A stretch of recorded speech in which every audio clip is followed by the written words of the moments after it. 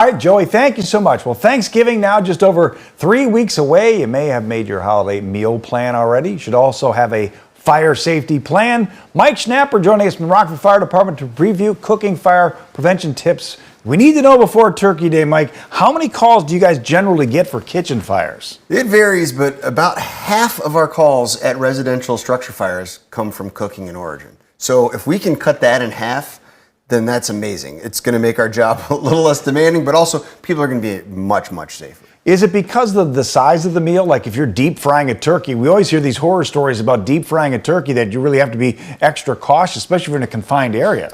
Absolutely. So first of all, we don't want you, unless you have one of those self-contained things like the Fry Daddy or whatever that is built for indoors, outside's better, not in a garage, in an open air area. The other thing is make sure your turkey is completely thawed before.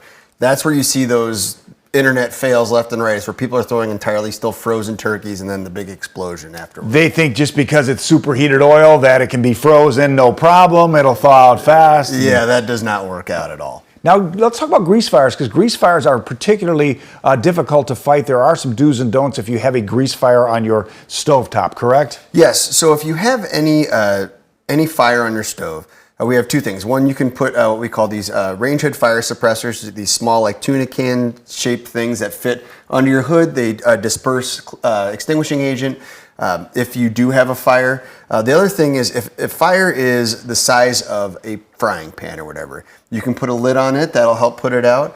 Some people back in the day would dump some baking soda on it, or what I highly recommend is that everybody gets at least some sort of smaller kitchen extinguisher. You can buy them at any hardware store, and then that's a good thing. Anything larger than that, you have one job and one job only: get out of the house. Let us show up with the fire truck. We got all the fancy trucks and fancy gear. That's our job to put those fires out. Yeah, a lot of folks think they can do it themselves. Is there any particular meal or type of food that starts fires faster or keeps fires going? We talked about the deep fried turkey, but are there any side dishes that people they got the oven open, they forgot it's on? Anything on the stovetop involving grease is going to be a hazard, because the concern is that the grease boils over, the fuel then meets the heating element, and then you have something take off. So anything that you're frying, you have to keep an eye on. Make sure you're using a pan or a pot that is sufficient to make sure that stuff won't boil over, and do not leave your cooking unattended. I can't stress this enough. Unattended cooking is the biggest concern when it comes to cooking fires. So don't put something on the stove, go watch the football game, forget it's on, get wrapped up in the game, and then you hear something, by that time it's